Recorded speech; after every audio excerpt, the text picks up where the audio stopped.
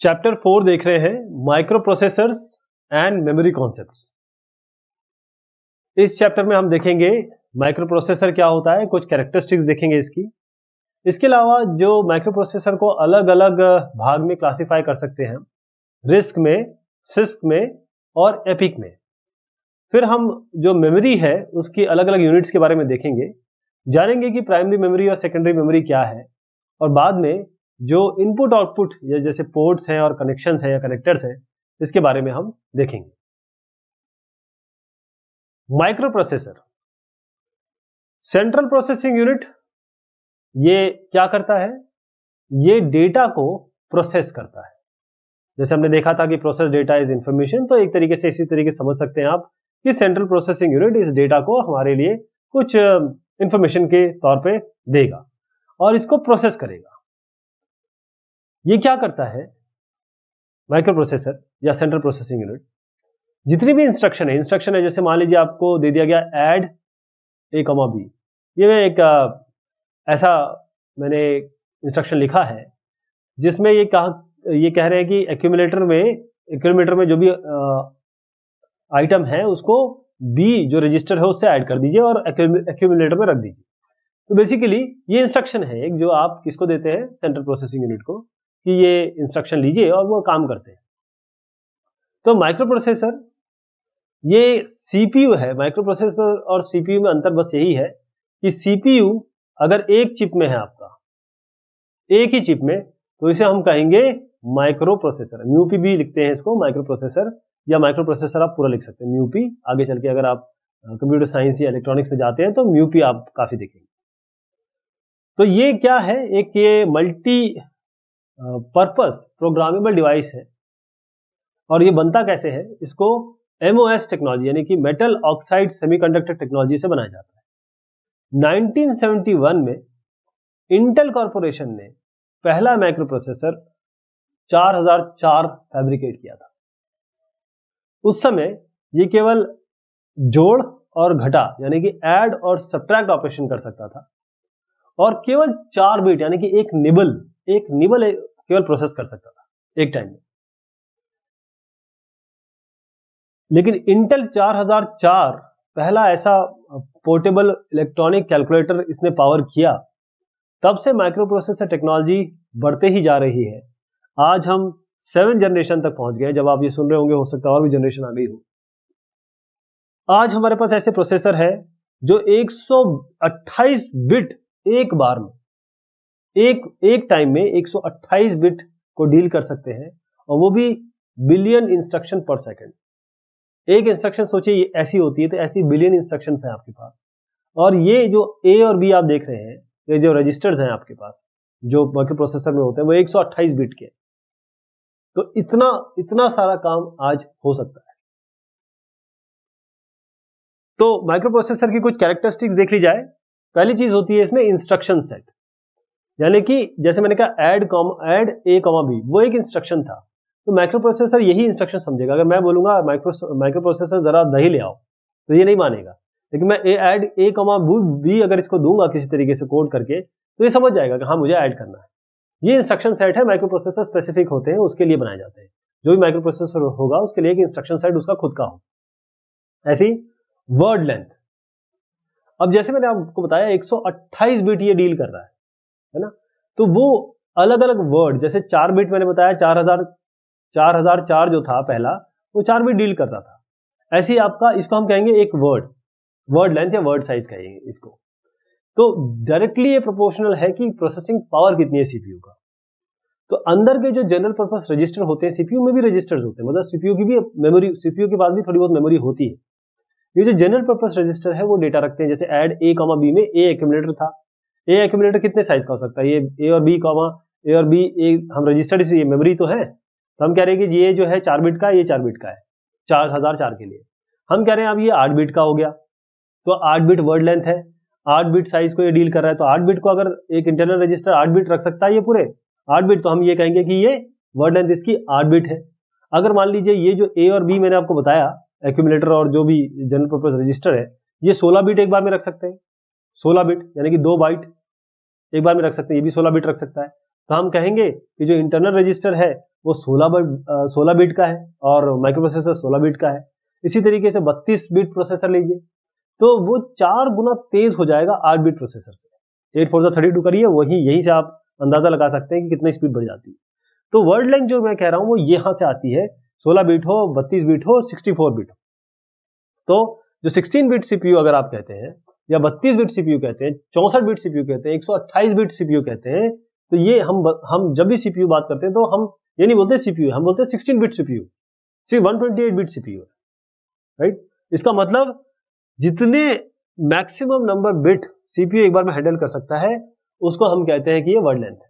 अगर मैं आपको कंप्यूटर साइंस की भाषा में कहूं, जो एड्रेस बस होती है वो कितने बिट की है एड्रेस बस, उससे पता चलता है कि सीपीयू कितने बिट का है। वर्ड लेंथ इसी को हम कह रहे हैं। अब सिस्टम क्लॉक स्पीड, अब ये सिस्टम क्लॉक स्पीड आप जब भी माइक्रो प्रोसेसर में देखेंगे तो आपके इसमें लिखा होगा, जैसे मान लीजिए आपके इसमें लिखा है, जैसे मान लीजिए एचपी का प्रो एक टैबलेट है, राइट, ये इसको रगेड टैबलेट है। अब इसमें आप देखेंगे 1.3 लिखा है, साथ में कुछ 1.3 गीगाहर्ट्ज लिखा हुआ है। जैसे आर्म प्रोसेसर है कॉर्टेक्स और आप कहेंगे 1.3 गीगाहर्ट्ज है। तो 1.3 गीगाहर्ट्ज क्या है, ये जरूर आप सवाल उठाएंगे। 1.3 गीगाहर्ट्ज किस चीज की स्पीड है, कौन सी चीज है ये?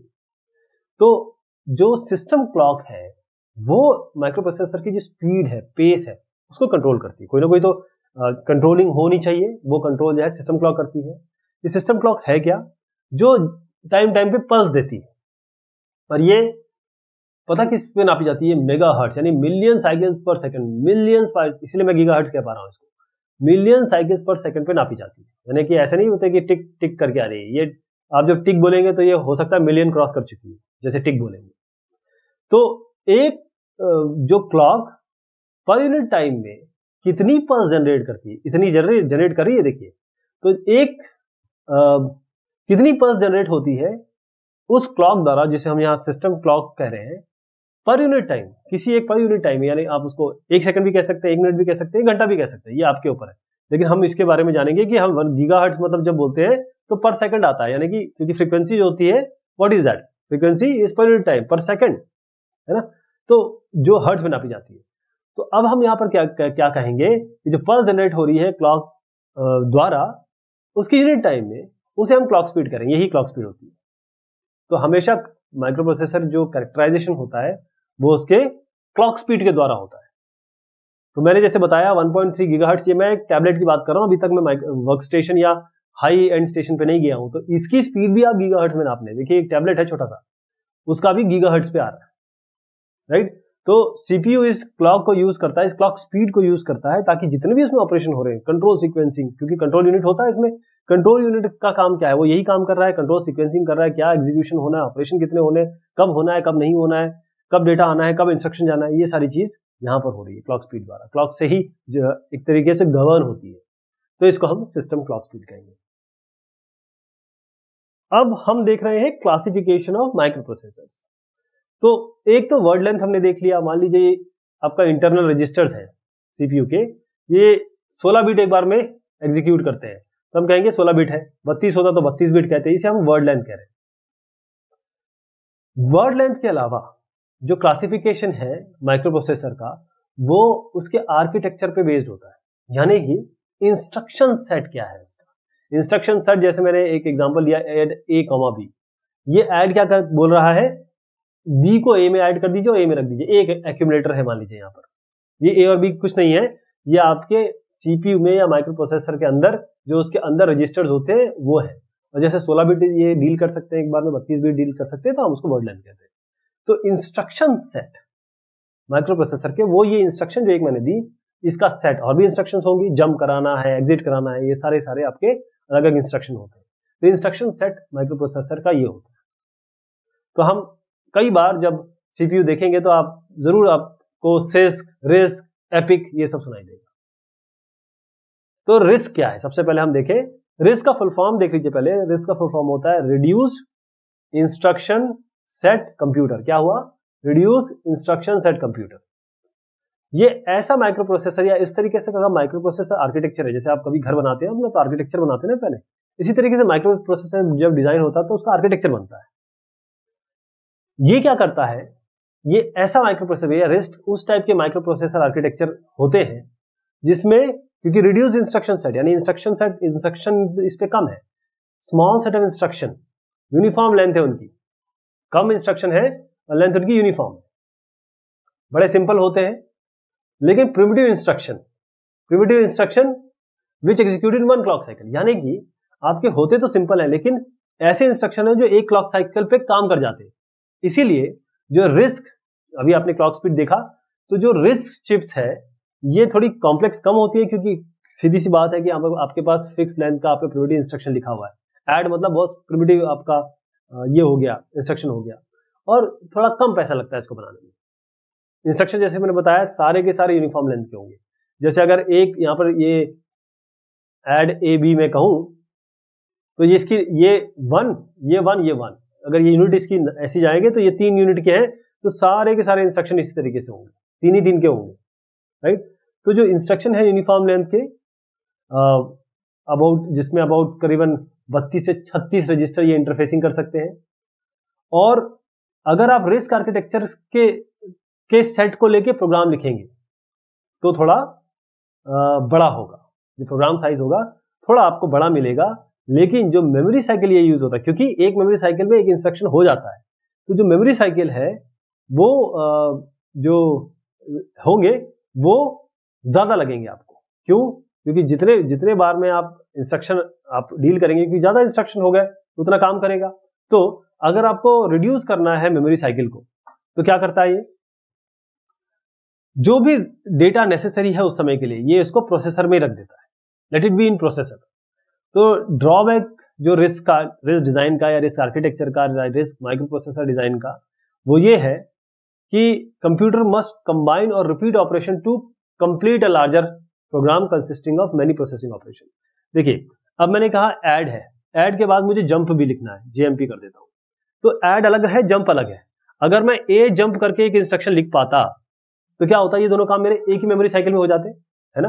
लेकिन क्योंकि रिस्क डिजाइन में क्या होता है कि इंस्ट्रक्शन कम है और वो प्रिमिटिव है, यानी कि ऐड है तो अलग से ऐड होगा, जंप होगा तो अलग से, ये कंबाइंड इंस्ट्रक्शन इसमें नहीं है जोड़ के। तो यहाँ के लिए एक मेमोरी साइकिल लगेगी, यहाँ मेमोरी साइकिल लगेगी। हो सकता है कि ए जंप अगर इसमें इंस्ट्रक्शन होता जो ऐड करके जंप कर देता अपने आप, तो यहाँ पर कितनी लगती, एक ही लगती, तो ए जंप में हो जाता, जबकि ये और ये अलग अलग बोले रहे। तो यही ड्रॉबैक है कि अगर आपको इस तरीके का काम करना है तो आपको इनको कईयों को कंबाइन करना पड़ेगा। और ये जरूर है कि इंस्ट्रक्शन सिंपल है, देखिए ऐड और जंप वेरी सिंपल, इसलिए इसका डिजाइन बहुत सिंपल होता है। जैसे स्पार्क है, पावर पीसी, ये सारे रिस्क की श्रेणी में आते हैं, reduce instruction set computer. Six क्या होता है? सिस्क का पहले फुल फॉर्म देख लेते हैं। सिस्क का मतलब होता है कॉम्प्लेक्स इंस्ट्रक्शन सेट कंप्यूटर या कंप्यूटिंग, ऐसे बोल सकते हैं आप। तो जो सिस्क चिप है, जैसे मान लीजिए इंटेल पेंटियम जो सीरीज है, वो आपको क्या देता है, वो आपको प्रिमिटिव, जैसे आपने कहा कि प्रिमिटिव मेरे पास है ऐड और जंप को जेएमपी करते हैं, ऐसा इंस्ट्रक्शन है नहीं, मैं नहीं बता सकता हूं, लेकिन मैं ये कह सकता हूं कि ये तरीके के इस तरह के इंस्ट्रक्शन होते हैं। तो इंस्ट्रक्शन सेट के लिए मैं एग्जांपल ले रहा हूं, राइट। तो हमने क्या किया, ऐड और जंप दिया। हाँ, अब इसमें हंड्रेड्स ऑफ इंस्ट्रक्शन होते हैं अलग अलग साइज के, यानी एक क्लॉक साइकिल में करेगा, एक 2 क्लॉक साइकिल में करेगा, एक क्लॉक साइकिल में ही कर जाएगा। हो सकता है जंप एक ही क्लॉक साइकिल ले, ऐड 2 क्लॉक साइकिल ले, है ना। तो ये अलग अलग क्लॉक साइकिल में बहुत सारे आपके पास हंड्रेड्स ऑफ इंस्ट्रक्शन, यानी कि आपके पास ए जंप भी होगा, राइट। तो जो प्रोसेसिंग सर्किटरी है, इसमें आपको स्पेशल पर्पस सर्किट होगी ताकि आप इन इंस्ट्रक्शन को हाई स्पीड से लगा सके, यानी कि सिंपल आपकी सर्किटरी नहीं होगी, आपको सर्किटरी भी इंक्लूड करनी पड़ेगी ताकि आप ये सब चला सकें। क्योंकि ये सारे तो इंस्ट्रक्शन सेट, माइक्रो प्रोसेसर क्या है, माइक्रो प्रोसेसर एक हार्ड वायर्ड आइटम है, यानी कि उसमें आपको सब चीजें इलेक्ट्रॉनिक मिलेगी, तो आपको ये भी इलेक्ट्रॉनिकली देना पड़ेगा, तो इसका मतलब आपको सर्किट डिजाइन करना पड़ेगा।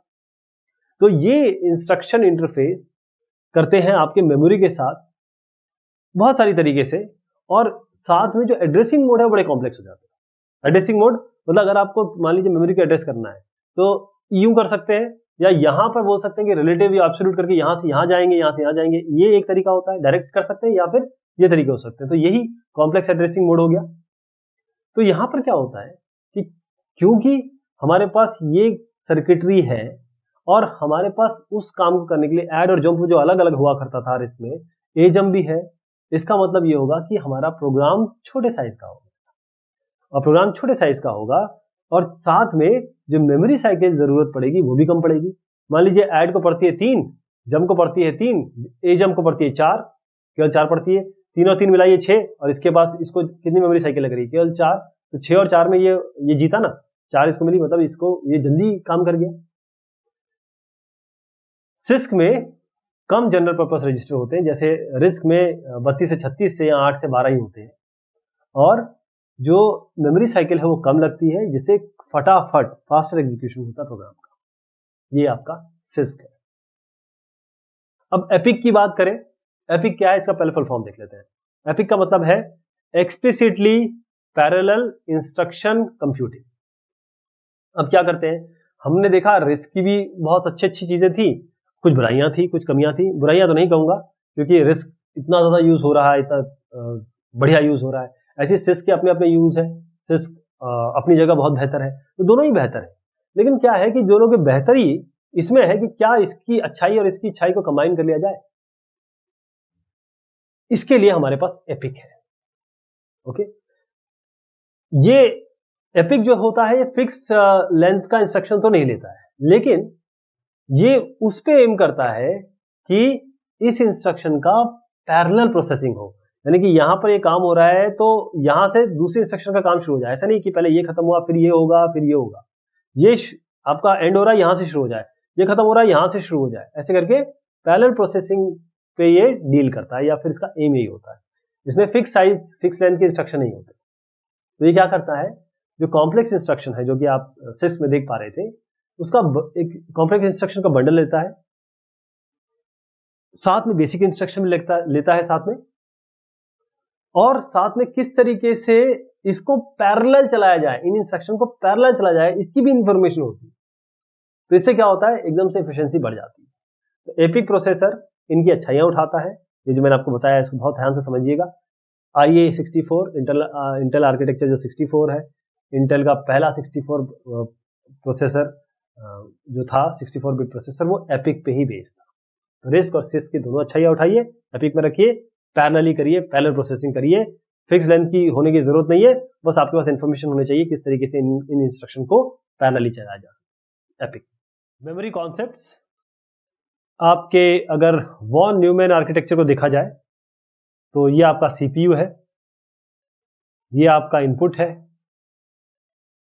ये आपका आउटपुट है, और इंपॉर्टेंट चीज ये है कि ये मेमोरी है आपकी।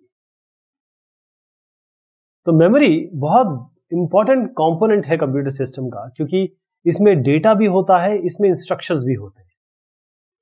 हर एक मेमोरी चिप में बहुत बहुत सारे, बल्कि थाउजेंड्स ऑफ, अभी हम बात करेंगे यहां जो आ रहा है, मेमोरी लोकेशंस होते हैं।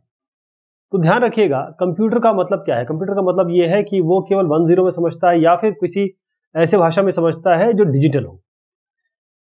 जो भी डेटा स्टोर होगा वो बिट्स के फॉर्म में होगा, जो आप यहां देख पा रहे हैं, या बाइट्स के फॉर्म में। बिट्स को अगर कंबाइन कर दिया जाए, जैसे मैं 8 बिट को अगर कंबाइन कर दूं, 1001, ये ऐसे इस तरीके से कुछ लिख दूं, अगर 8 हो जाते हैं तो ये 1 बाइट हो जाएगा, जो आप यहां पर देख पा रहे हैं। तो 1 बिट ये स्मॉलेस्ट स्टोरेज यूनिट है। जैसे अगर आप फ्लिप फ्लॉप कभी जानेंगे तो वो 1 बिट स्टोर कर सकता है। ऐसी 8 या 16 फ्लिप फ्लॉप जोड़ दें तो रजिस्टर बन जाता है। ऐसे रजिस्टर को आगे बढ़ाएंगे तो अलग अलग मेमोरीज बनती है। तो निबल होता है 4 बिट, 4 बिट के कॉम्बिनेशन को निबल कहते हैं। 8 बिट को कंबाइन कर दें आप, ये जो मैंने यहां बताया, 8 बिट को कंबाइन कर दें तो इसको हम एक बाइट कहेंगे, जिसको हम एक सिंगल कैरेक्टर भी कह रहे हैं यहां पे। इसके अलावा जैसे अगर आप बाइट ले, 1 बाइट लिया आपने, यानी कि 8 बिट, 1 बाइट। अगर इसको आप 1000 से मल्टीप्लाई कर दें, वैसे ये 1024 से होता है, लेकिन 1000 से मल्टीप्लाई करें, 1024 इसलिए आता है क्योंकि ये 2 की घात में होता है। जो भी कंप्यूटर में आप देखेंगे ना, 4, 8, 12, 16, 32, 128, क्यों ये नंबर क्यों होते हैं? हमेशा ये 2 की पावर में होते हैं। तो इसीलिए, क्योंकि 2 क्यों, बाइनरी 1 और 0, इसलिए 2 की पावर में। तो अगर आप 1000 से मल्टीप्लाई करेंगे कैलकुलेशन के आसानी के लिए, तो ये किलोबाइट बन जाएगा। इसको आप 1000 से और मल्टीप्लाई कर दीजिए जितना आप देख पा रहे हैं यहाँ पर 1 बाइट से 1000, 1000 से और कर लीजिए मेगाबाइट हो जाएगा। 1000 से और मल्टीप्लाई कर दीजिए, ये आपका गीगाबाइट हो जाएगा। 1000 से और मल्टीप्लाई कर दीजिए, टेराबाइट हो जाएगा। 1000 से और मल्टीप्लाई कर दीजिए, पेटाबाइट हो जाएगा। ऐसे एक्साबाइट, जेटाबाइट और योटाबाइट्स। अगर आप 3 या 4 साल पहले पढ़ रहे होते तो आपका एक्साबाइट तक बोलते कि अभी तक यहां तक है हम। आज ये है कि हम योटाबाइट्स तक है। जो 1-2 साल बाद सुनेंगे इसको, उनको इससे आगे भी और बाइट्स मिल जाएंगे। तो जो भी हायर यूनिट है वो 2 की घात 10 है, यानी कि 2 to the power 10 करेंगे आपका तो 1024 आता है। यही मैं बता रहा हूं कि 2 की घात 2 की पावर 10 से चलता है। तो अगर इसको समराइज करना हो तो ये टेबल है। 1 किलोबाइट होती है 2 to the power 10 बाइट के बराबर, यानी कि 1 बाइट क्या हुआ 8 बिट, और 1 बिट क्या होता है 0 या 1, 0 होगा या 1 होगा। तो इस 0 या 1 के 8 बार लिख दें, 8 टर्म लिख दें आप 0 या 1 में, तो 8 बार लिख दें तो एक 8 बिट हो जाता है। 8 बिट को हम 1 बाइट कहते हैं। 1 बाइट को अगर आप 1000 से मल्टीप्लाई करेंगे यानी 1024 से करेंगे, 1024 इसलिए है क्योंकि 2 की घात 10 जो होता है 1024 होता है। अगर इसको मल्टीप्लाई करेंगे 1024 को आप बाइट से तो आपका 1 किलोबाइट आएगा। इसको फिर आप मल्टीप्लाई कर दीजिए 1024 से तो आपका मेगाबाइट आ जाएगा, जिसको एमबी कहेंगे। सब कैपिटल में लिखे जाते हैं, देखिएगा सब कैपिटल में लिखे जा रहे हैं। फिर 1000 से मल्टीप्लाई कर दीजिए तो आपका गीगाबाइट आ जाएगा। 1000 से मतलब ये है कि 2 की घात 10 किलोबाइट हुआ, 2 की घात 20 कितना हुआ 2 की पावर 10 आपका मेगाबाइट, 2 की घात 30 कितना हुआ गीगाबाइट, 2 की घात 40 आपका टेराबाइट, 2 की घात 50 पेटाबाइट, 2 की घाट आप 60 करिए एक्साबाइट। आप सोचिए कितना बड़ा नंबर होगा, मतलब you can't even imagine this number. But अब जिस तरीके से डेटा आ रहा है इंटरनेट पे या फिर स्टोरेज हो रही है वो आपके नेटवर्क पे, ये बहुत ही कम है। ऐसी आपका जेटाबाइट है और फिर आपका योटाबाइट है। तो याद रखिएगा, पेटाबाइट के बाद यहां तक बहुत लोगों को जानकारी होगी। एक्साबाइट है, फिर ये जो शब्द हैं जेटाबाइट, योटाबाइट, ये आज के समय बहुत चल रहे हैं। तो कंप्यूटर मेमोरीज को हम डिवाइड कर सकते हैं 3 मेन कैटेगरी में। एक है प्राइमरी मेमोरी, जिसे कहते हैं जो एकदम पास होगी किसके, कंप्यूटर का मेन काम क्या है प्रोसेसिंग, तो अब माइक्रो प्रोसेसर की बात कर रहे हैं, जो जिससे माइक्रो प्रोसेसर डील करता है वो आपकी प्राइमरी मेमोरी। फिर आपकी है सेकेंडरी मेमोरी और उसके बाद कैश मेमोरी। वैसे माइक्रो प्रोसेसर या सीपीयू के पास होती कैश, फिर उसके बाद होती है प्राइमरी, फिर उसके बाद होती है सेकेंडरी। माइक्रो प्रोसेसर पहले कैश में देखता है, कैश में नहीं होती तो प्राइमरी में देखता है। प्राइमरी में होनी चाहिए क्योंकि प्राइमरी में ही देखता है माइक्रो प्रोसेसर। जब तक प्राइमरी मेमोरी या मेन मेमोरी में डेटा नहीं आएगा ये इससे डील नहीं कर पाएगा। सेकेंडरी मेमोरी आपकी बाहर की मेमोरी होती है जो एक्सटर्नल होती है most of the time. Primary memory क्या होती है, जैसे मैंने बताया प्राइमरी मेमोरी या मेन मेमोरी ये metal oxide MOS metal oxide semiconductor memory होती है, जहां पर आप प्रोग्राम स्टोर करते हैं, जहां पर डेटा जब भी प्रोग्राम एग्जीक्यूट हो रहा हो, रन हो रहा हो, उस समय कंप्यूटर उस पर काम कर रहा हो तो डेटा और प्रोग्राम यहां स्टोर होता है। तो जैसे मैंने बताया कि सीपीयू किससे बात कर सकता है, सीपीयू प्राइमरी मेमोरी से बात कर सकता है, तो it is directly accessible to CPU. तो मेन मेमोरी अगर आप व्यू करना चाहें, अपने दिमाग में बिठाना चाहें तो कैसे बनेगी, ये इस तरीके से बनेगी। आप देखिए ये आपका वर्ड लेंथ है। वर्ड लेंथ जैसे मैंने बताया था आपको पहले कि 8 बिट हो सकता है, आपका 16 बिट हो सकता है, अभी 128 बिट के भी वर्ड लेंथ है, तो 128 बिट भी है। तो ये वर्ड लेंथ है। अब ये वर्ड लेंथ 0 से लेकर n तक, क्योंकि वैसे n तक चलता है, अगर आप 1 से शुरू करते हैं, 0 से शुरू कर रहे हैं इसलिए n-1 तक कर रहे हैं। ये आपके n वर्ड्स हो गए। कितने वर्ड्स हो गए, n वर्ड्स। और ये सारा का सारे वर्ड्स सेम लेंथ के बन रहे हैं और यहां पर आपके कुल मिला के ये एड्रेसिंग है। यानी कि अगर आपको किसी इसको एड्रेस करना होगा, मान लीजिए 60 वाले को, तो आप 60 पे जाएंगे और आपको 60th वर्ड मिलेगा, यानी आपको ये पूरा क्रॉस करना पड़ेगा, इस तरीके से आएगा। तो अभी हम बात करेंगे इसके बारे में भी। तो जो आपने अभी देखा, ये एक हाई स्पीड मेमोरी है जिसमें आपको वर्ड मिले फिक्स लेंथ के। अब जो मेमोरी है उसको डिवाइड किया हमने n वर्ड्स में और हर वर्ड को हमने एक एड्रेस असाइन किया। ये वर्ड है और इसको ये एड्रेस असाइन है।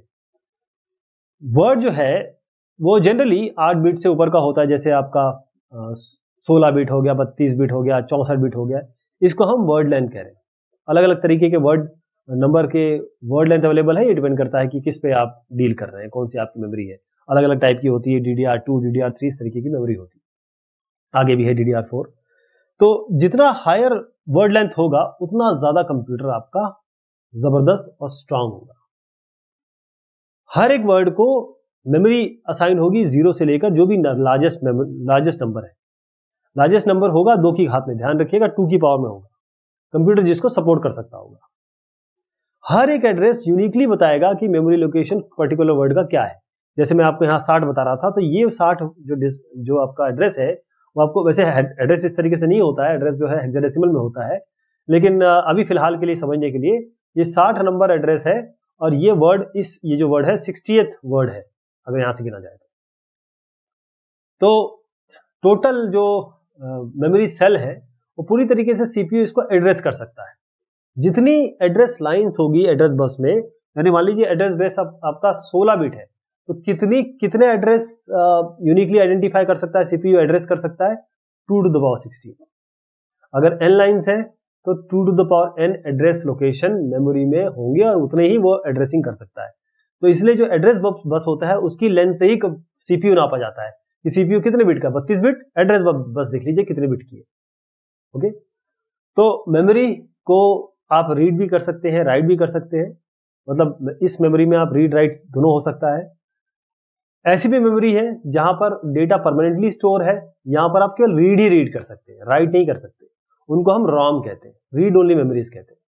तो प्राइमरी मेमोरी की बात करें तो 2 टाइप की मेमोरी है। जब आपका कंप्यूटर जब बूट होता है तो आप देखें तो उस समय तो रैम एक्टिवेटेड नहीं है अभी, तो कैसे कंप्यूटर एक्टिवेट हुआ, वो रोम से होता है। जैसे मैंने आपको बायोस के बारे में, पीओएसटी के बारे में बताया था, ये सारे काम जो होते हैं रैम में एम्बेडेड होते हैं, वहां से ये चीजें चलती है। जब एक बार ये हो जाता है, ऑपरेटिंग सिस्टम वगैरह कंट्रोल आ जाता है, तो ऑपरेटिंग सिस्टम जब रैम में आता है तब चीजें शुरू होती है।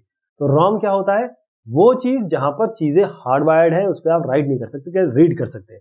रैम ऐसा है, इसी का नाम इसलिए रैंडम एक्सेस मेमोरी लिखा हुआ है कि आप किसी भी पॉइंट पे जाके एड्रेसिंग कर सकते हैं और डेटा ले सकते हैं, इंस्ट्रक्शन ले सकते हैं, इसे हम रैंडम एक्सेस मेमोरी कहते हैं। तो रैंडम एक्सेस मेमोरी किसी भी लोकेशन में, ये आपका एक वर्ड लेंथ है, मान लीजिए 32 बिट है, और 0 से लेकर n-1 तक कोई भी एड्रेसिंग हो सकती है। तो ये 60 पे भी जा सकता है, 160 पे भी जा सकता है, 1060 पे भी जा सकता है, जो मैक्सिमम n-1 हो उसके नीचे, राइट। तो रैंडमली जा सकता है, सीपीयू रैंडमली एक्सेस कर सकता है, यानी कि पूरी मेमोरी को सर्च कर, यहां से पूरा, ऐसा नहीं कि यहां ऐसे पूरा जाना पड़ेगा आपको, ऐसे ऐसे ऐसे करके यहां जाना पड़ेगा, यहां जाना है तो ऐसे नहीं, आप डायरेक्ट इस पे एक्सेस कर सकते हैं। डेटा हो चाहे इंस्ट्रक्शन हो, वो दोनों ही आप रैम में रख सकते हैं रैंडम एक्सेस मेमोरी में। ये रीड राइट मेमोरी होती है, यानी रीड भी कर सकते हैं उसमें, राइट भी कर सकते हैं।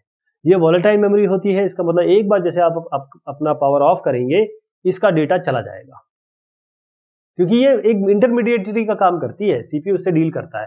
और ये डेटा कहां से आता है, सारा का सारा डेटा रैम के पास तो आपका कोई डेटा नहीं होता है, रैम का डेटा जो होता है आपका हार्ड ड्राइव से आता है, आपके और एक्सेसरी जो डिवाइसेस है वहां से आता है, फिर उस सीपीयू उस पर काम करता है। रैम आजकल गीगाबाइट्स में है, अगर आप अच्छे सिस्टम्स देखेंगे तो आपको 8 GB, 4 GB, 16 GB इस तरीके से रैम मिल रही है। जो नॉर्मल एक्सेस टाइम है वो नैनो सेकंड में होता है। अगर नॉर्मल एक्सेस टाइम रैम का देखें तो 20 से 80 नैनो सेकंड तक हम डील करते हैं। रैम इतने तेज, नैनो सेकंड मतलब 10 to the power -9 सोचिए आप, इतने 10 to the power -9 सेकंड, आप केवल इमेजिन करिए कि कितने जल्दी काम होता है। तो 2 टाइप की रैम होती है, एक आपकी डी रैम होती है जिसे हम डायनेमिक रैम कहते हैं, एक है एस रैम जिसे हम स्टैटिक रैम कहते हैं। डायनेमिक रैम क्या होती है, डायनेमिक रैम, इसमें ट्रांजिस्टर होते हैं और कैपेसिटर होते हैं। यानी कि कैपेसिटर, आप अगर आपने फिजिक्स का थोड़ा सा ध्यान दें, जब हमने पहले देखा था, तो ये इलेक्ट्रिक चार्ज स्टोर करता है। थोड़ी सी छोटी होती है, सस्ती भी होती है और स्लो होती है। स्लो क्यों ही है, अब आप पूछेंगे कि डायनेमिक, ये इसमें ट्रांजिस्टर है, कैपेसिटर है, तो स्लो क्यों हो गई? क्यों? क्योंकि इसमें जो डेटा है वो रिफ्रेश करना पड़ता है। कैपेसिटर जो है चार्ज लूज करता है, और जब चार्ज लूज कर रहा है तो आपको बार बार इसको रिफ्रेश करना पड़ेगा, तो उसका वो जो टाइम है वो प्रोसेसर टाइम में इंक्लूड होता है, इसलिए टाइम ज्यादा लगता है। क्योंकि रिफ्रेशमेंट वाला जो स्कीम है क्योंकि इसमें कैपेसिटर है और चार्ज लूज हो रहा है तो आपको इसको दोबारा बूस्ट करना पड़ेगा, तो वो सीपीयू साइकिल खा जाता है, ले जाता है। मैंने जैसे बताया capacitor tend to lose charge, समय के साथ लूज होता है, इसलिए उसको रिफ्रेश करना पड़ता है।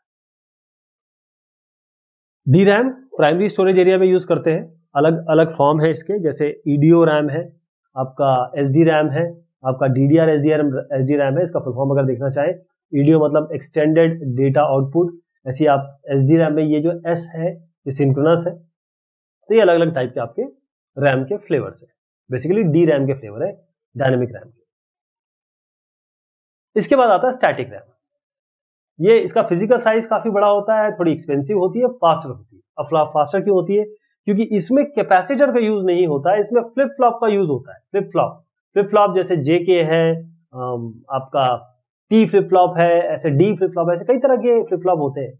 तो जो फ्लिप फ्लॉप है वो यूज होते हैं, और फ्लिप फ्लॉप डेटा एक बार रख लेता है 0 या 1 तो वो लूज नहीं करता है, उसको रिफ्रेश करना नहीं पड़ता है। स्टैटिक रैम वोलेटाइल होती है, ये भी वोलेटाइल होती है, और इसको यूज करना जो डी रैम है उसके बनिस्बत इजी है, काफी स्पेशलाइज्ड एप्लीकेशन में इसका उपयोग होता है। अब आता है read only memory. Read only memory क्या होता है? जैसे नाम ही है कि आप केवल रीड कर सकते हैं, केवल रीड ऑपरेशन परफॉर्म होगा, इसमें राइटिंग नहीं हो सकती। एक बार जो लिख गया वो लिख गया। जो मैन्युफैक्चरर देता है, जैसे मैन्युफैक्चरर ने दिया सब कुछ उसमें लिखा के दे दिया।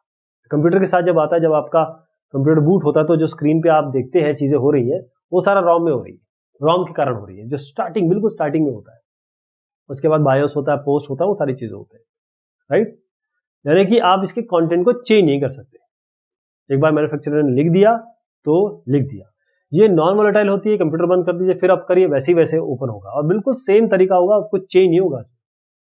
पावर ऑफ करेंगे डेटा इसमें रहेगा, क्योंकि ये तो हार्ड वायर्ड है, मतलब हार्ड कोडेड है। रॉम्स वहां हम यूज करते हैं जहां पर एक बार लिख दिया उसके बाद उसको अल्टर करने की जरूरत नहीं है। इसमें काफी सारी चीजें होती हैं, जैसे इंस्ट्रक्शंस होते हैं, इंटरप्ट्स होते हैं, इंटरप्ट के सर्विस रूटीन होते हैं, जो प्रोग्राम कंट्रोल है उसकी वो मॉनिटर प्रोग्राम कंट्रोलिंग, जो प्रोग्राम कंट्रोल करना है, जो मशीन को कंट्रोल करने के लिए जो प्रोग्राम लिखे होते हैं, मॉनिटर करने के लिए प्रोग्राम लिखे होते हैं, वो होते हैं इसमें। जो इंस्ट्रक्शन हम कंप्यूटर को स्टार्ट करने के लिए, बूट करने के लिए यूज होते हैं, वो भी रॉम में ही होते हैं। रॉम थोड़ा स्लो होती है रैम के, इसलिए हमेशा बूटिंग में टाइम लगता है। कितना भी आप चाहे आप अपना मोबाइल क्यों ना देख लें, आपको कुछ ना कुछ समय लगेगा। जब आपके मोबाइल में ऐप बन के आ रहा होगा, या सैमसंग लिख के आ रहा होगा, या एसूस लिख के आ रहा होगा, वो जब लिख के आ रहे हैं ना, तो इसका मतलब वो रॉम से बूट हो रहा है, रोम से आ रहा है, इसलिए थोड़ा स्लोअर होता है। तो अलग अलग फ्लेवर्स है इसके। आपका पी रॉम है, प्रोग्रामेबल रीड ओनली मेमोरी। एक बार मैन्युफैक्चरर ने बना दिया तो जैसे मैंने कहा रॉम में चेंज नहीं हो सकता, लेकिन ये जो पी रॉम है इसको आप उसके बाद ही प्रोग्राम कर सकते हैं, क्योंकि इसमें होते क्या है, इसमें इंस्ट्रक्शन प्रोग्राम ही तो होते हैं, जैसे ये सब मैंने बताया आपको वही तो हो रहा है, तो आप इसको प्रोग्राम कर सकते हैं एक पी रॉम प्रोग्रामर सर्किट का यूज करके। लेकिन एक बार आपने प्रोग्राम कर दिया पी रॉम को भी, है ना, फिर उसके बाद नहीं चेंज कर सकते। ये भी है इसके साथ, बार बार नहीं कर सकते आप, एक बार कर दिया बस काफी है। फिर है ईपी रॉम। अब आप सोचेंगे कि एक बार कर दिया फिर कैसे दोबारा करना है, तो उसके लिए ईपी रॉम है। ये इस टाइप की रॉम होती है जहां पर कंटेंट को आप इरेज कर सकते हैं, दोबारा रीप्रोग्राम कर सकते हैं। तो उसके लिए अल्ट्रावायलेट लाइट इस पे छोड़ी जाती है, एक्सपोज किया जाता है, और फिर इसको रीप्रोग्राम किया जाता है again P ROM programmer circuit का यूज करके। जब ईपी रॉम यूज में है, बिल्कुल ये रॉम की तरह ही बिहेव करती है, रॉम की तरह ही दिखती है, रॉम की तरह ही इसका आंकलन होता है, यानी इंफॉर्मेशन केवल रीड हो पाएगा और राइटिंग वाइटिंग कुछ नहीं हो पाएगी। अब आता है ईईपी रॉम। जैसे यहाँ अल्ट्रावायलेट था, अब यहां पर क्या होता है, जो कंटेंट है रॉम के उसको आप इरेज कर सकते हैं, उसके बाद दोबारा रीप्रोग्राम कर सकते हैं इलेक्ट्रिकल सिग्नल द्वारा। किसके द्वारा? इलेक्ट्रिकल सिग्नल द्वारा। इसका मतलब ये है, ये रैम का एक बहुत बढ़िया बैकअप बन सकता है जब रैम से कंटेंट लूज हो गया, जब पावर आपने ऑफ कर दिया। जब पावर रिटर्न होगा तो ईईपी रॉम में जो भी कंटेंट होगा आपका वो फिर से रैम में डाल दिया जाएगा, है ना। रैम में दोबारा आ गया तो रैम से का जो डेटा चला गया था, जिसे हम कह रहे हैं कि रैम तो वोलेटाइल होती है, इसका डेटा तो चला जाता है, तो ईईपी रॉम में डेटा आ गया। जब स्विच ऑफ किया, ईईपी रॉम क्या है? इलेक्ट्रिकली इरेजेबल प्रोग्रामेबल है, इसमें डेटा आ गया, जैसे ही आपका कंप्यूटर अप हुआ, रैम ईईपी रॉम से डेटा उठ के रैम में चला आया और कंप्यूटर बिल्कुल वहीं से काम करता है। यही तो आप जब स्लीप कराते हैं, आप जब अपने हाइबरनेट कराते हैं सिस्टम को, तो होता क्या है, यही कार्यक्रम हो रहा होता है, राइट। आजकल रैम्स और ईईपी रॉम्स ये सारे इंटीग्रेटेड है एक सिंगल चिप में। अब कैश मेमोरी की बात की जाए, कैश मेमोरी क्या होती है? ये एक बड़ी स्पेशल हाई स्पीड मेमोरी होती है जो स्टैटिक रैम से तो बनती है, एसरैम से बनती है, लेकिन बड़ी हाई स्पीड होती है। अब देखिए, मान लीजिए मैं एक एग्जांपल लेता हूं कि आप क्या करते हैं, आप अपने जूते, आपके पास 10 जूते हैं, आप उसमें से 2 पहनते हैं, तो आप क्या करेंगे, किसी जगह पे 2 जूते रख देंगे और बाकी 10 आपके वार्डरोब में या कहीं होंगे। तो जैसे ही आप जूता सर्च करेंगे, आप यहाँ पर इन दोनों में से एक उठा लेंगे, है ना। तो इस 10 में से 8 बचे, 2 यहाँ आ गए। तो आप क्या करते हैं, हर बार पहले यहाँ ढूंढते, क्योंकि ये डेली बेसिस पे आप करते हैं। अगर आप किसी पार्टी में जाना हो तो फिर आप यहाँ से उठाते हैं, फिर लेके आते हैं। रैम यही है, रैम बिल्कुल ये 2 जो रखे हैं ना, वो रैम है, यानी कि ये जो फ्रीक्वेंटली यूज डेटा है या इंस्ट्रक्शन है, उसको रखने में काम आती है। आप ये समझिए कि जो प्रोसेसिंग स्पीड है सीपीयू की, वो किसी भी मेमोरी से बहुत फास्ट है, मेन मेमोरी से भी बहुत फास्ट है। तो मेन हमारा जो भी कंप्यूटर साइंस वाले हैं, उनका मेन ये ध्यान रहता है, चाहे वो हार्डवेयर वाले हो, सॉफ्टवेयर वाले हो, कि सीपीयू आइडल ना बैठे, सीपीयू खाली ना बैठे। तो सीपीयू खाली नहीं बैठना चाहिए, मेन मेमोरी स्लो है, तो सीपीयू जब इससे डील करेगा तो खाली बैठेगा ही। तो इस जगह पे बहुत ज्यादा टाइम वेस्ट हो जाता है। तो इसके बीच में क्या होता है कि आपका सीपीयू है और ये मेन मेमोरी है, इसके बीच में आप कैश लगा देते हैं। और मैंने जैसे बताया, कैश बहुत हाई स्पीड स्टैटिक रैम है, बहुत हाई स्पीड, मतलब सीपीयू से तो कंपेरेबल नहीं, लेकिन मेन मेमोरी से कंपेयर करेंगे तो बहुत फास्ट है। एक ऐसी मेमोरी बहुत छोटी है, एक्सपेंसिव है, लेकिन इतनी फास्ट है कि जिसको इन दोनों के बीच में रखा जा सकता है। तो जब भी डेटा रिक्वायर होता है, सीपीयू क्या करेगा, जैसे आप जूतों के लिए यहां गए, सीपीयू की क्या करेगा, पहले कैश पे जाएगा। अगर वो कैश पे नहीं मिलता, जैसे आपने यहाँ पर गए, आप डेली यूज कर रहे हैं, तो 2 आपके पास जूते हैं, आपको हिट मिलेगा, लेकिन आप ये डेटा ले लेंगे, तो आपको इस वार्डरोब पे जहां पर 8 जूते, वहां नहीं जाना पड़ेगा। हो सकता है कहीं दूर हो, किसी स्टोर रूम में रखा हो, तो ये आपको टाइम लगेगा ना। वही सीपीयू इधर जाएगा, टाइम वेस्ट करेगा अपना, इससे अच्छा यहाँ कैश में ढूंढ ले। और इससे क्या होता है, एफिशिएंसी बढ़ रही है, समय बढ़ रहा है, टाइम आपका कम हो रहा है। लेकिन अगर बाई चांस आपको पार्टी में जाना है, तो आपको ये जूते लेने के लिए जाना ही पड़ेगा। इसे हम कहते हैं कैश हिट, कैश मिस। अगर आपको मिल जाता है तो कैश हिट, अगर आपको नहीं मिलता है तो कैश मिस, तो आपको यहां से लाना पड़ेगा। तो वो थोड़ा सा टाइम कैश में लाने के लिए जरूर लगेगा। तो हम ये कोशिश करते हैं, या जो भी डेवलपर्स हैं या हार्डवेयर के डिजाइनर है, वो हमेशा कोशिश करते हैं कि कैश हिट मैक्सिमम से मैक्सिमम हो और कैश मिस सबसे कम हो, कम से कम हो, राइट। तो 2 टाइप की कैश मेमोरी है आपके पास, L1 कैश है, L2 कैश है, इसके अलावा भी आ गई हैं, अभी फिलहाल इनकी बात कर लेते हैं। L1 कैश छोटी होती है और ये सीपीयू के अंदर ही होती है, ये बहुत बड़ी बात है। मैं अभी बता रहा था सीपीयू इससे डील करता है, तो सीपीयू के अंदर ही अगर आप उसी चिप में लगा दें उसको, तो L2 से बहुत फास्ट होती है, क्योंकि सीपीयू क्या है, जैसे आपके एक घर में आदमी है और एक पड़ोस में आदमी है, घर वाले से कैसे बात करेंगे, पड़ोस से कैसे बात करेंगे, घर वाले से तो फटाफट बात कर लेंगे।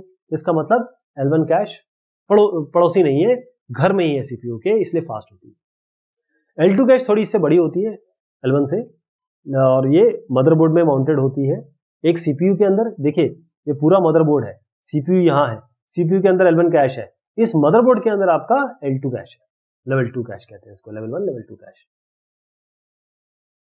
अब आते हैं हम सेकेंडरी मेमोरी पे। सेकेंडरी मेमोरी क्या होती है, जैसे इसका नाम ही है कि यार ये सेकेंडरी है, प्राइमरी नहीं है, मतलब रैम टाइप कुछ हम जो डील करना चाह रहे थे, हाई स्पीड जो मेमोरी हम देख रहे थे, जो एसरैम से बनी हो।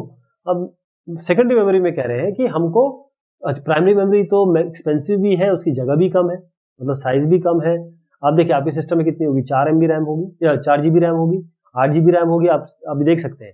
लेकिन अगर आप उस पर जाएंगे, आपके स्टोरेज कैपेसिटी वाले सेकेंडरी मेमोरी में, तो आपको वो टेराबाइट्स में मिलेगी, ओके। और प्राइमरी मेमोरी की दिक्कत ये है कि जगह भी कम है, वॉलेटाइल भी, एक बार पावर गया तो इसका डेटा चला जाता है।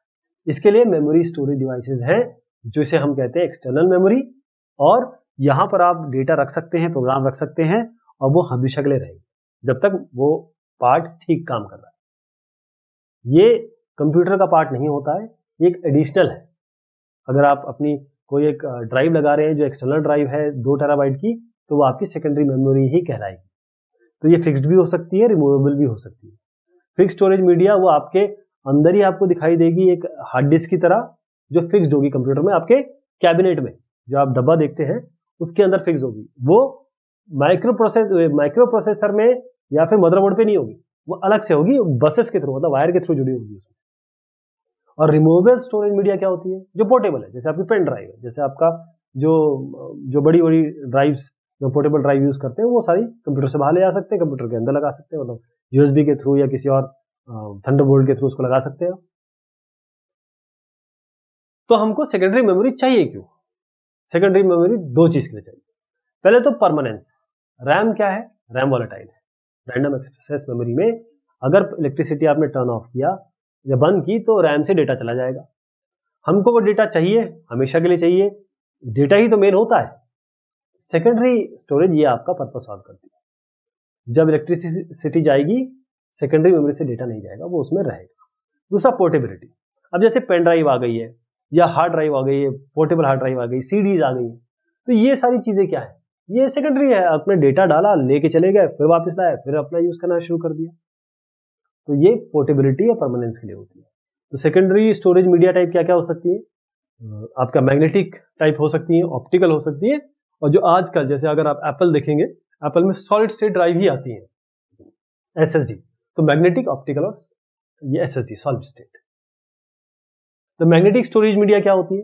मैग्नेटिक स्टोरेज मीडिया जैसे हार्ड डिस्क या फ्लॉपी डिस्क तो खैर खत्म ही हो गई है। मैग्नेटिक टेप्स है। अगर आप बैकअप वगैरह लेना चाहते हैं तो आप मैग्नेटिक टेप्स का यूज करेंगे। इसमें डेटा परमानेंटली रहता है, बहुत सालों तक रहता है, और ये बड़ी बड़ी जगह पे यूज होता है। मैग्नेटिक मीडिया में एक मैग्नेटिक सेंसिटिव लेयर होती है, वो आप क्लॉकवाइज या एंटी क्लॉकवाइज डायरेक्शन से इसको मैग्नेटाइज कर सकते हैं, और उनको जब रीड किया जाएगा तो 1 या 0 की तरह रीड होगी। ऐसी फ्लॉपी डिस्क जैसे मैंने बताया कि ये अभी यूज में नहीं है, नो लॉन्गर इन यूज, लेकिन जानना जरूरी है। ये माइलर से बनता है, इसमें माइलर होता है और यहाँ पर आपका मैग्नेटिक कोटिंग होती है। इसके बाद बाहर एक प्रोटेक्टिव प्लास्टिक एनवलप आपको मिलेगा। अगर कोई देख पाए, किसी के हाथ लगे तो ये जरूर आपको देखिएगा। तो बहुत पुरानी पोर्टेबल स्टोरेज डिवाइसेस थी, जैसे हम अभी पेन ड्राइव लगा देते हैं, वैसे पहले डिस्केट या डिस्क लगाई जाती थी, और इसका साइज जो था 1.44 MB था। सोचिए 1.44 MB में ही सारा काम हो जाता था। आजकल जो MP3 का एक छोटा सा गाना होता है वो भी 3 से 4 MB का होता है। हार्ड डिस्क में क्या है? हार्ड डिस्क में इस तरीके से अलग अलग तश्तरियां होती है, तश्तरियां, इसको हम डिस्क कहते हैं, और ये एक प्लेटर पे चलती है, इस तरीके से घूमती है। एक कॉमन स्पिंडल होगा इसका, ये स्पिंडल है, और हर एक सरफेस, इसको हम प्लेटर कह रहे हैं, इसको स्पिंडल कह रहे हैं। अगर मैंने इसको कह दिया हो तो इसको मान लीजिए कि ये जो डिस्क है ये हम प्लेटर कह रहे हैं, और ये जो दिख रहे हैं इसको हम स्पिंडल कहेंगे। तो हर एक जो आपका इंडिविजुअल प्लेटर है इसमें मैग्नेटिक मटेरियल होता है, और दोनों ही सरफेस, यहां भी और यहां भी, ये डेटा स्टोर कर सकते हैं। तो यहां पर इसको ये घूमता है, यहां पर रीडिंग हेड होता है, वो ये घूमता है, और इस रीडिंग हेड से डेटा पढ़ा जाता है, रीडिंग किया जाता है, राइटिंग की जाता है इस हेड द्वारा। और ये जो हो गए, ये जो हेड है वो भी एक कॉमन आर्म होता है जिसे हम एक्सेस आर्म कहते हैं, वो यहाँ पर होगा। तो ये यहाँ भी जा सकता है, यहाँ भी जा सकता है, इस तरीके से ऊपर नीचे होता है और रीड करता है। ये घूमती है, इस तरीके से ये घूमेगी और ये रीड करेगा इसको, राइट। अगर इसको फिगर की तरह देखना चाहें तो कुछ इस तरीके से है, ये रोटेट हो रही है, एक पैटर्न देखिए, और ये आपके अलग अलग ट्रैक्स हैं। देखिए हर कोई भी अगर आप ड्राइव लें, उसको जब हम फॉर्मेट करते हैं या फिर एक नई तरीके से आती है तो उसमें सेक्टर्स बने होते हैं। तो इसमें देखिए सेक्टर गोलाई में है और ट्रैक्स है, हर एक ट्रैक में अलग अलग सेक्टर्स होते हैं। ये आपका रीड राइट है, और ये जो आप देख रहे हैं ये आपके अलग अलग सिलेंडर्स हैं। ये प्लेटर है, यहाँ पर आप रीड करेंगे, इस तरीके से रीड करेंगे, ये आपका यहाँ भी हो सकता है, यहाँ भी रीड कर सकते हैं, राइट। तो इस तरीके से ये आपका टॉप व्यू है, ये आपका साइड व्यू है। तो इन्फॉर्मेशन जैसे मैंने कहा कि कॉन्सेंट्रिक सर्कल में यहाँ पर है, जिसे हम ट्रैक कह रहे हैं। ट्रैक जो होता है उसके अंदर फर्दर आप सेक्टर में डिवाइड करते हैं, सेक्टर में असली डेटा होता है, असली डेटा जो होगा सेक्टर में होगा, बहुत ज्यादा पोर्टेबल नहीं है ये। और पहले यूज होती थी, आज भी यूज हो रही हैं, लेकिन जो एक्सटर्नल ड्राइव्स हैं वो पोर्टेबल स्टोरेज का आजकल सब्स्टिट्यूट बन गई। आजकल की जो हार्ड डिस्क है उनकी जो स्टोरेज कैपेसिटी है वो टेराबाइट्स तक जा रही है। इसके बाद आता है आपका ऑप्टिकल स्टोरेज मीडिया। अब यहां पर जो ऑप्टिकल स्टोरेज मीडिया मतलब जो डेटा होगा वो रीड और राइट कैसे होगा? रीड वो लेजर से होगा, लेजर से ऑप्टिकली होगा मतलब। तो डेटा जो है ना इस तरीके से बहुत छोटा, आप देख भी नहीं पाएंगे, इस तरीके से ना पिट्स और पिट्स में स्टोर होता है। यहाँ ऐसे ऐसे डेटा स्टोर होगा, ये एक 0 होगा, एक 1 होगा, इस तरीके से स्टोर होता है। सीडीज और डीवीडीज में इस तरीके से होता है, बहुत माइक्रो में जाएंगे तब आपको ऐसे दिखाई देगा। कॉम्पैक्ट डिस्क, सीडी, आजकल डीवीडीज ने इनकी जगह ले ली है, लेकिन सीडीज का भी जानना बहुत जरूरी है। करीबन 700 MB तक आप इसमें डेटा स्टोर करते हैं। सीडी ड्राइव होती है, उसमें लगाइए, वो ड्राइव उसको पढ़ता है। जो बिट 0 और 1 है, जैसे मैंने आपको बताया था, इसमें रेज रिजेस और एज पिट्स इस तरीके से डेटा स्टोर होता है स्पाइरल लाइक पैटर्न में।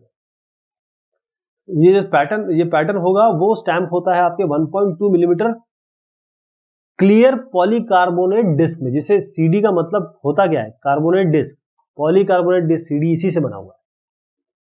उसके ऊपर एक बड़ी फाइन कोटिंग होती है रिफ्लेक्टिव मेटल की, जो एल्यूमिनियम या गोल्ड का हो सकता है, और फिर लेबल भी होता है, यहां पर आप लेबल भी देख सकते हैं, अपना नाम वगैरह।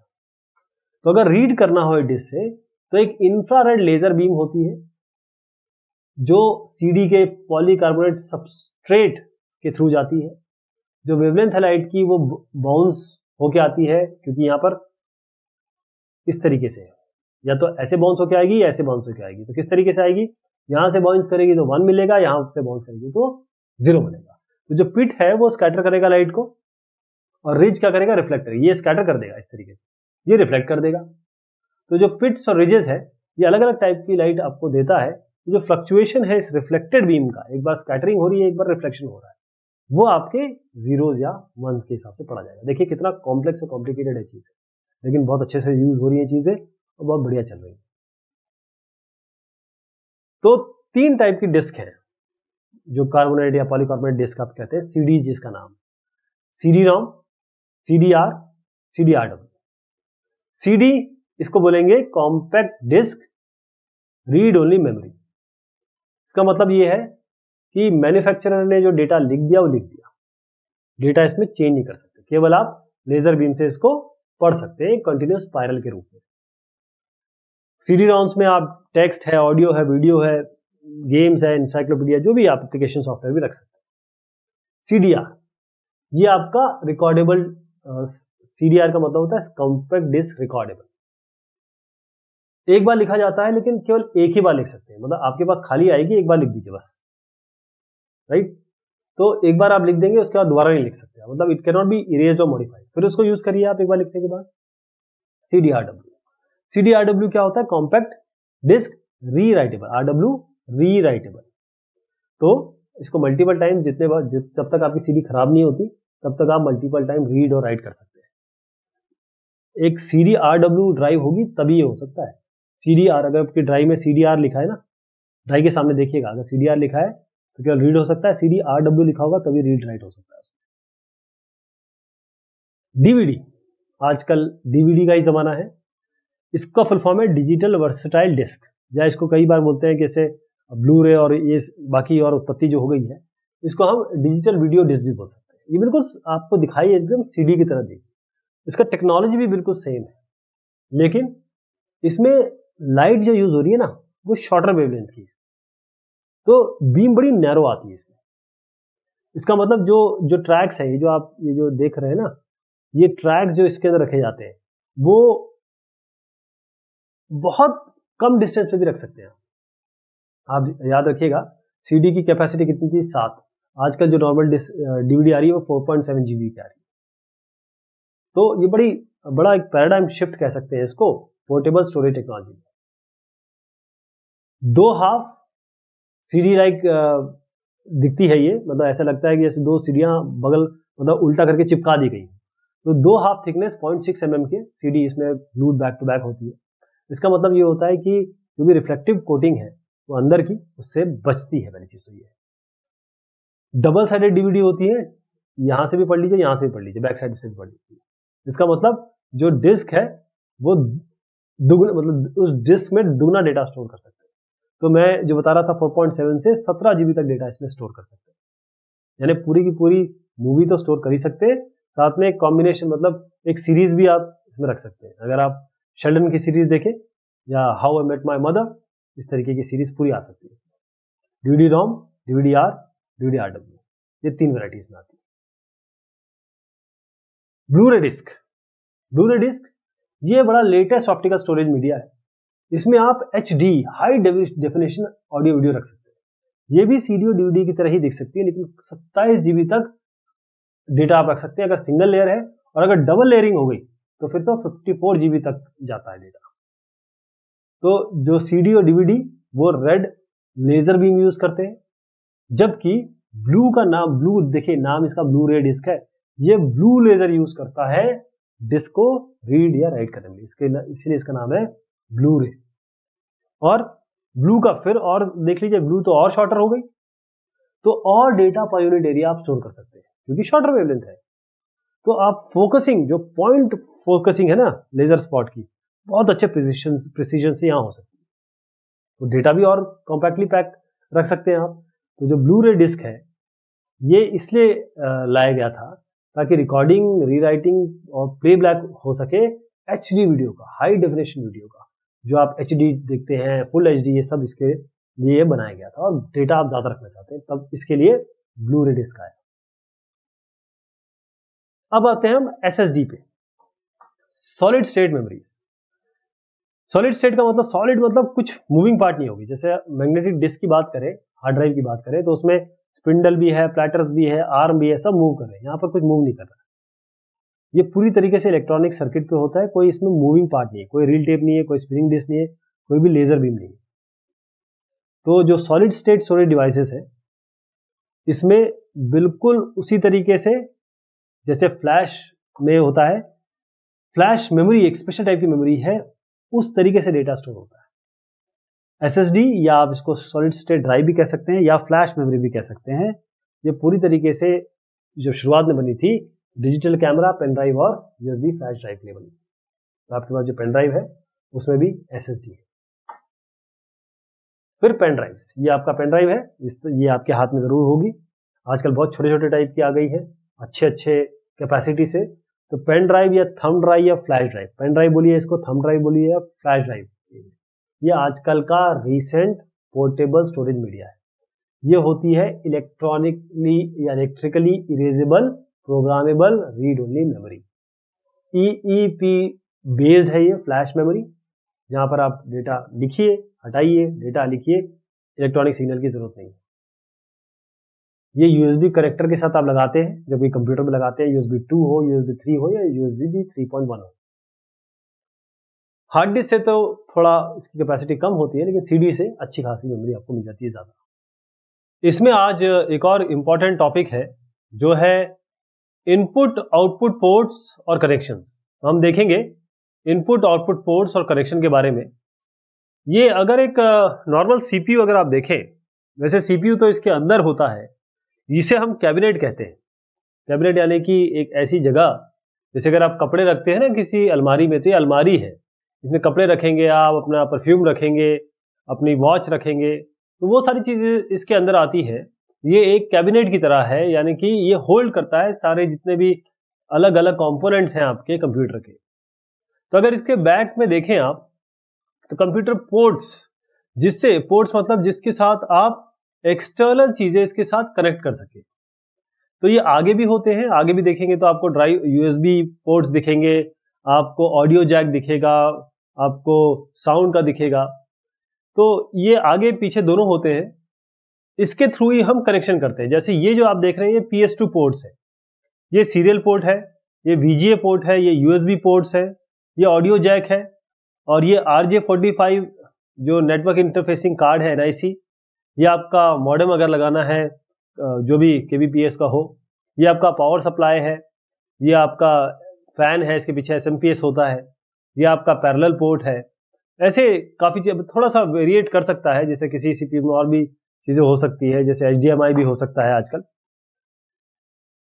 तो जो पोर्ट आपने देखे, इनका मेन फंक्शन क्या है कि आप किसी तरीके से इसमें जोड़े ऐसे, और कोई डिवाइस को पेरिफेरल डिवाइस कहते हैं, जो बाहर से लगता है उसको हम पेरिफेरल डिवाइस कहते हैं, उसको इस कैबिनेट से या इस सीपीयू से या इस कंप्यूटर से जोड़ सके। तो जो कॉमन थे मैंने आपको जैसे बताया, PS2 पोर्ट है।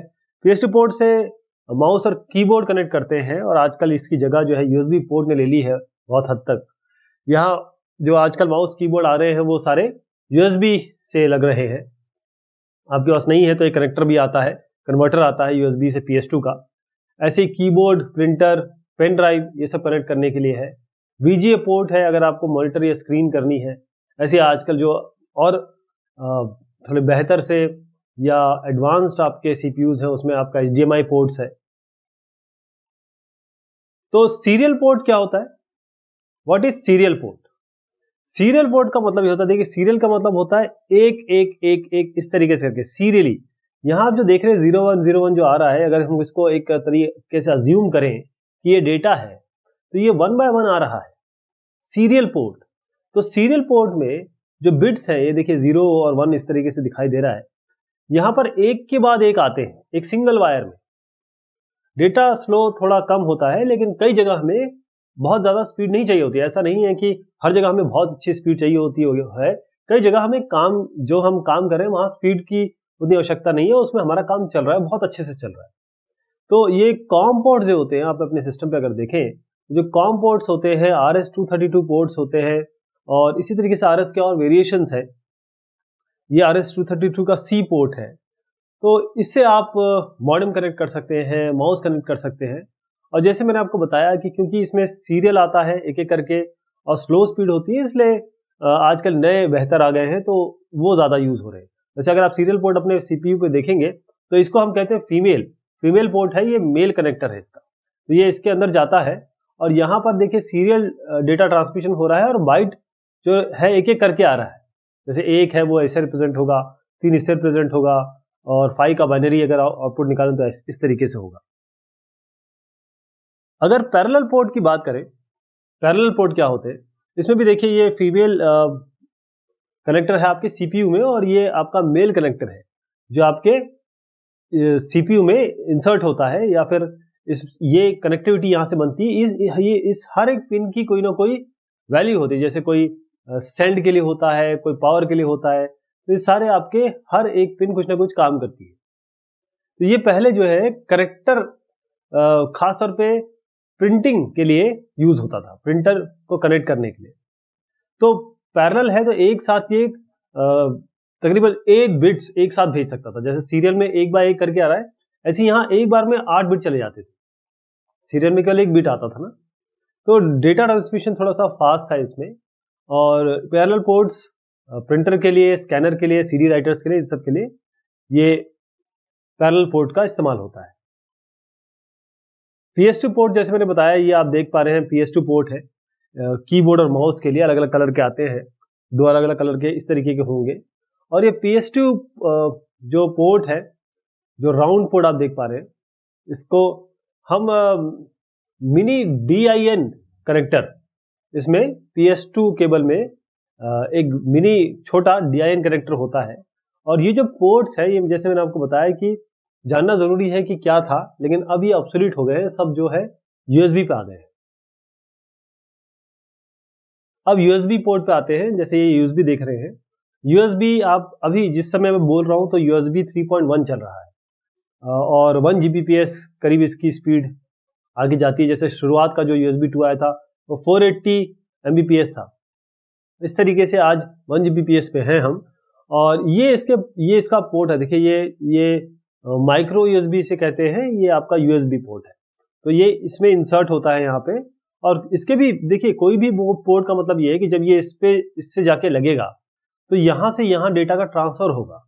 तो डेटा किस तरीके से ट्रांसफर होगा, पावर कैसे मिलेगा उस डिवाइस को, किस समय पे रुकेगा, किस समय पे एंड होगा, वो सारी इंफॉर्मेशन यहाँ इस के स्पेसिफिकेशन में, USB के स्पेसिफिकेशन में होती है। तो यूनिवर्सल सीरियल बस, USB का फुल फॉर्म होता है यूनिवर्सल सीरियल बस। ये भी एक इंटरफेस है, जैसे आपका RS-232 हुआ करता था। एक ये कंबाइन करने का या जोड़ने का इंटरफेस है, जो आपके पीसी पे, इलेक्ट्रॉनिक डिवाइस पे, लैपटॉप पे डेटा कम्युनिकेशन के लिए है बेसिकली। एक low cost plug and play connector है, यानी कि अगर आप PS2 जो पहले यूज हुआ करता था, PS2 लगाएंगे CPU पे या कैबिनेट पे तो आपको सिस्टम रिस्टार्ट करना पड़ जाता था। प्लग एंड प्ले का मतलब है USB डिवाइस लगाइए, सिस्टम क्या मतलब ऑपरेटिंग सिस्टम बेसिकली काम करता है, ऑपरेटिंग सिस्टम उसे पकड़ लेता है और उसको वो आपका काम करने लग जाता है। लेकिन जो प्लग एंड प्ले नहीं होते हैं उसमें रिस्टार्ट करना पड़ता है। तो USB प्लग एंड प्ले है, तो ऑटोमेटिकली ऑपरेटिंग सिस्टम से डिटेक्ट कर लेता है USB पोर्ट को। और USB बहुत बहुत ज्यादा पॉपुलर है। अब अलग अलग वेरिएशन USB के आ गए हैं, जैसे मैं बता रहा था USB 2, 3, 3.1 और आगे पीछे आप कैबिनेट के अब अपने सिस्टम के USB पोर्ट देखेंगे। जो फ्लैश ड्राइव्स हैं, डिजिटल कैमराज हैं, प्रिंटर्स हैं, स्कैनर्स हैं, ये सारे वो डिवाइसेस हैं जो आप USB के थ्रू कनेक्ट कर सकते हैं। फिर है IR पोर्ट यानी इंफ्रारेड पोर्ट। यहां पर डेटा जाता कैसे है, कम्युनिकेशन हो रहा है तो इंफ्रारेड वेव से जाता है।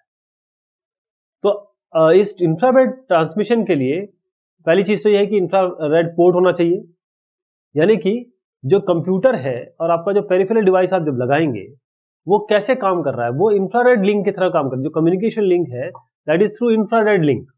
जो केबल है उसमें इंफ्रारेड के थ्रू डेटा ट्रांसमिशन हो रहा है। जैसे अगर आप एक ऑप्टिक केबल की बात करें, ऑप्टिकल फाइबर जिसे कहते हैं, तो यहाँ पर क्या होता है, जो डेटा जा रहा है वो इस तरीके से टोटल इंटरनल रिफ्लेक्शन के कारण लाइट जाती है इसमें, डेटा नहीं जाता, 1 0 नहीं जाता, इसमें लाइट जाती है। लाइट को जब कन्वर्ट करते हैं तो 1 और 0 में वो होती है, यानी कि अल्टीमेटली तो 1 0 में ही होना है।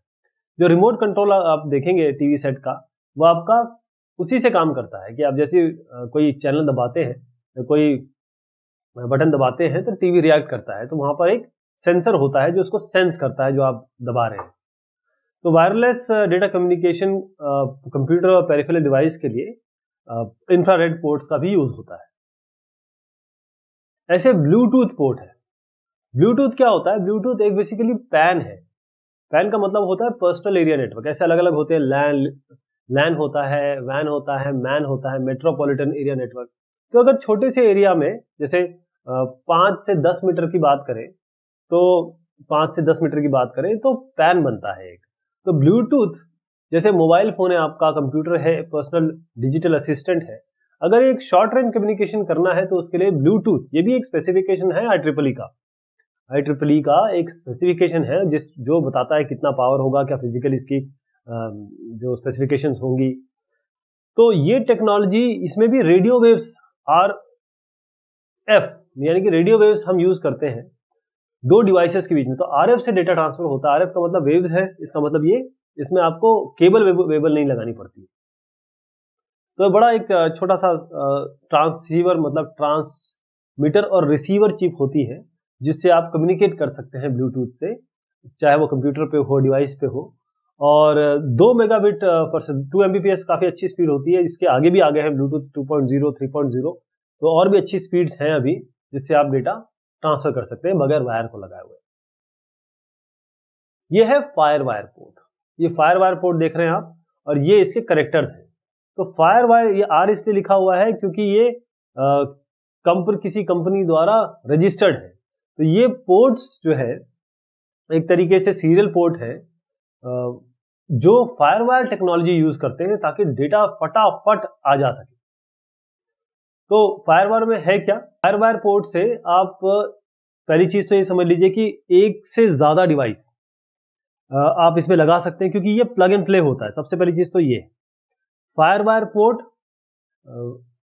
चाहे आप स्कैनर, अच्छा ये मैं बता दूं कि मोस्टली ये किसके लिए यूज होता है, ये आपके डिजिटल कैमरा, स्कैनर, कैमकॉर्डर यानी कि मल्टीमीडिया डिवाइसेस के लिए फायर वायर आया था।